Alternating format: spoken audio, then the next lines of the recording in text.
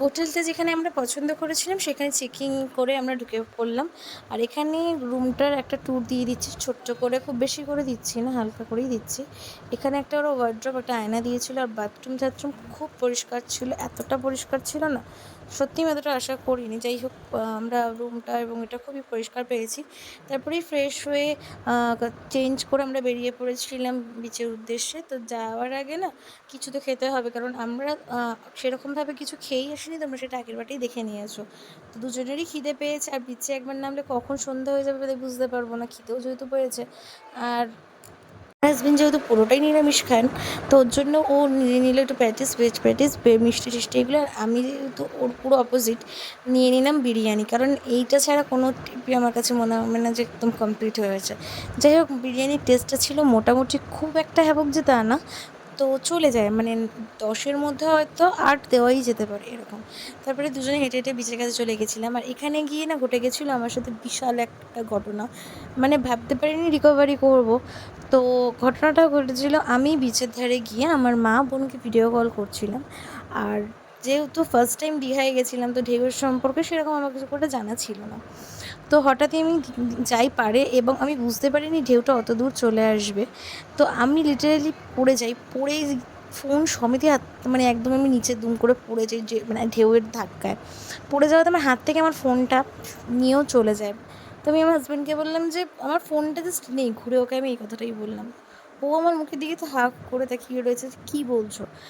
বলে না, সমুদ্র কিছু নেন না, সব দিয়ে দেয়। সত্যি প্রমাণ পেলাম। আর এত পছন্দের আমার এত দামি একটা ফোন যদি বললাম সমুদ্রে চলে যেত কেমন লাগতো বলো তো? পুরো ঘোরার মজাটাই না একদম মাটি হয়ে যেত। মানে সেই আর ইচ্ছাটা থাকতো না, তখন মনে হতো যে না, তো ভালো লাগছে না। কিন্তু সত্যি আমার ফোনটা আমি আবার ফিরে পাই। হ্যাঁ, সাময়িক কিছু ডিস্টার্ব করছিলো, যেহেতু নোনা জল তো, ওর জন্য খুব টেনশনে পড়ে গেছিলাম ফোনটা ফিরে পাওয়ার পরে, যে সাউন্ডটা একটু ডিস্টার্ব দিচ্ছিলো। তো প্রায় একটা দিন লেগেছিলো ঠিক হতে প্রপার। তো এখন মোটামুটি ঠিকই চলছে আমার ফোনটা। তো এখানে গিয়ে না এই যে একটা মানে বিশাল হয়ে গেছিলো, তারপরে আমার পা হাঁটু তো কেটেও গেছিলো, মানে যাচ্ছাতাই হয়ে গেছিলো। যাই হোক, এইসব কাটাকুটি ব্যথাবতিগুলো লাগলে না খুব ভালো লাগে, কেন বলো তো? যেহেতু সমুদ্রের কাছে গিয়ে মনটা খুব ভালো হয়ে যায়। আমার সবথেকে প্রিয় জায়গা হচ্ছে সমুদ্র। এখানে আমার বর আর আমি একটু পোজ দিয়ে নিয়েছিলাম, আর ও তো মানে কিছুতেই সমুদ্র পাড় থেকে উঠতে চাইছিল না। আর সমুদ্রের দৃশ্যটা সত্যি এত ভালো লাগছিল না, মনে হচ্ছিলো যে সমস্ত জগৎ একদিকে আর এখানটা থাকা একদিকে। ওকে আমি বলছিলাম, চলো তো সব কাজবাজ ছেড়ে দিয়ে এসে এখানটায় স্টে করা যায়। আর ও এক একজন এক একটা কাণ্ড দেখছে আর আমাকে বলছে, আর তাতে এত হাসি পাচ্ছে দুজনে হেসে হেসে গড়াগড়ি খাচ্ছি। মানে এক একজন স্টাইল মেরে বসছে, কিন্তু ঢেউয়ের চোটে তাদের উঠিয়ে দিচ্ছে একদম কোন পারে। এইগুলো দেখে মজা করে করে দুপুরবেলাটা একটু জাস্ট রেস্ট নিয়েছিলাম 1 ঘন্টার মতো। রেস্ট নিয়ে আবার বিকেলবেলা বেরিয়ে গেছিলাম নিউ দীঘার উদ্দেশ্যে। আর ঘুরতে যাব, ফুচকা খাবো না তা তো কোনো দিন হয় না। আর এই ভাইয়েরটার এত ভালো, নিউ দীঘার একদম গঙ্গা মন্দিরের সামনেই ভাই বসেন। তো এত ভালো ফুচকাও মাখেন, আর কথাবার্তা এত ভালো। এদিকে আমার বর বিচের ধারে বসে একটু ক্যাত মেরে ছবিও তুলে নিচ্ছিল। আর এইখানকার হাওয়াটা এত মনোরম লাগছিলো না, ওকে আমি আবারও সেই একই কথাই বলছিলাম। তো যাই হোক, আমার পার্সোনালিভাবে নিউ দীঘার থেকে ওল্ড দীঘাটা বেশি ভালো লেগেছে, কারণ ওখানকার ঢেউটার সাথে যেন আমি খেলতে পারছিলাম। দেন নিউ দীঘাতে এসে একটুখানি আমরা হাঁটাহাঁটি করে চারিদিকটা দেখে নিচ্ছিলাম, কিছু ঘোরার জায়গা, কিছু ছবি তুললাম।